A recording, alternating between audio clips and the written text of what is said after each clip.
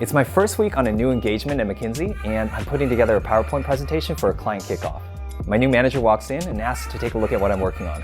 He looks at the first slide and then starts thumbing through the rest of the presentation and says, "We don't use font sizes bigger than 10 here at Mckinsey. Reduce the size of the fonts and figure out some way to fill in all the blank space and redo all the slides." Then he left the room. It was like 10 p.m. on a Tuesday. I thought it was a joke, but that dude was deadly serious. This guy was kind of like a caricature of what everybody hates about McKinsey. And thankfully, not everybody at the firm was like that. But that is a reflection of just how much consultants agonize all of their energy thinking through how to communicate something down to the cosmetics of font size, which can be really frustrating for people who actually just like to get stuff done. But that's actually not the biggest reason why I left the firm. McKinsey is perennially ranked the #1 consulting firm in the world, one of the most well-run and prestigious companies to work at, with a less than 1% acceptance rate, much lower than getting into Harvard. And in fact, it's one of the very top choices to work at for people who graduate from Harvard. But I actually think it's not for everyone, probably not for most people. And I'm going to share the soft underbelly of what it's like to work at McKinsey by talking about the top 7 reasons I quit.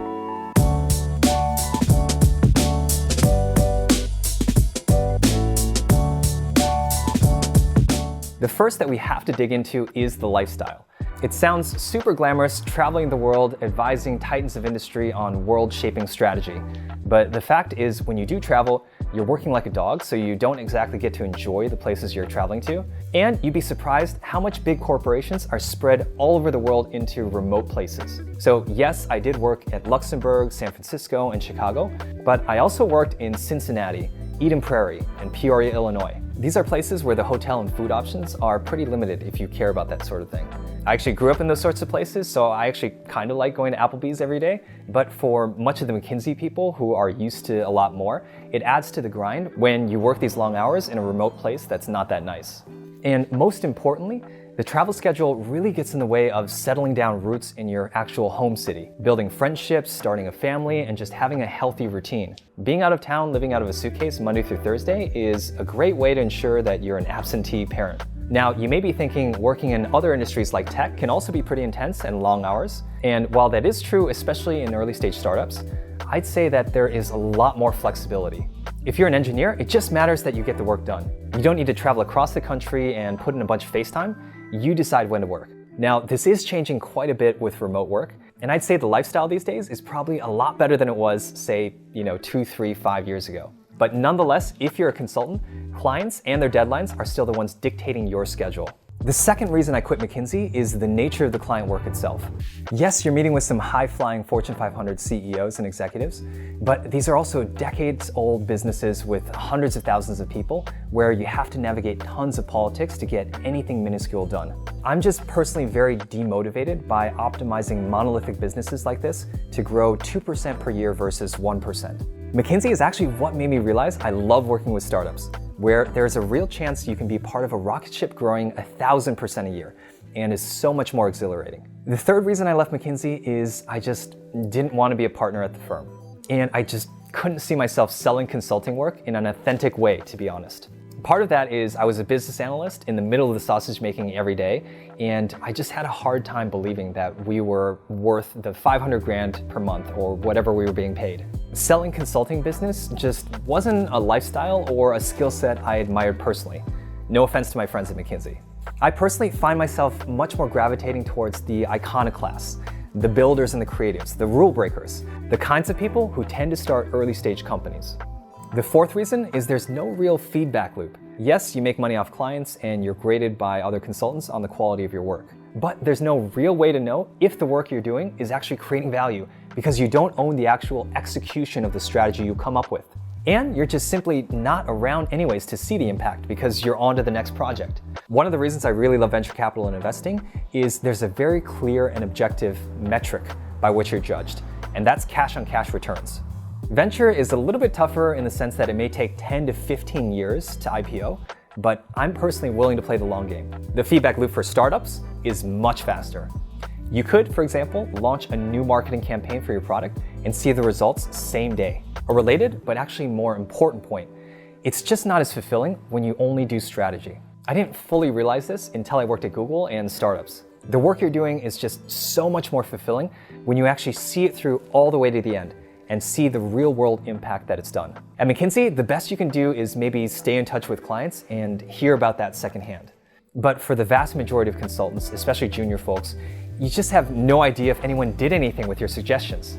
This is the polar opposite of a startup, where ideas are cheap and execution is everything, and you spend all of your time actually building and learning as fast as possible. And lastly, this is probably a controversial point that many will not agree with, but I wondered if the work was making me more transactional as a human being. Hear me out here. People are generally just ruder and less kind when they're in a rush. And with consulting, you're always pulling late nights to meet a client deadline, always running to catch a flight. And I think for me personally, it brought out the worst in me sometimes. And also the fact that you're constantly working with different project teams, doing work for different clients, and then leaving before the repercussions of your work are known. I also think that structurally, that might make a lot of people more transactional as well. And so in some sense, I actually didn't like the person I was becoming through consulting. And I think this is one of the underrated pieces of joining and leaving jobs is, what does the nature of the work do to you as a person? I admittedly am an idealistic optimist, but I like it that way. So for me, being a venture capitalist and getting to dream alongside amazing founders, trying to do the impossible is perfect. Now, you'll notice I didn't say I left McKinsey because of the stress. Frankly, I think there's a lot of jobs out there that are more stressful, namely working at an early stage startup or starting your own company, which I think is an order of magnitude more stressful.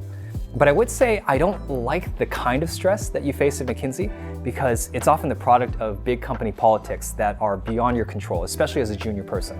Imagine an executive at a company may be threatened by your presence just because McKinsey was hired by his or her boss when they weren't doing a good job.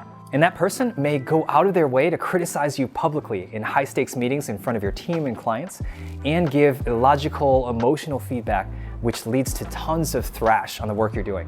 That stuff happens all the time at McKinsey, and there are certain clients and engagements that get reputations for being a complete disaster. But at the end of the day, I think those stakes are still just so much lower than living paycheck to paycheck, or say being a startup operator, where your customers, investors, and team owe their livelihoods directly to you. All that said, I'm actually really grateful for my time at McKinsey. There's some amazingly smart people and kind people there that were actually the biggest draw for me in the first place. And I certainly personally got a lot out of it.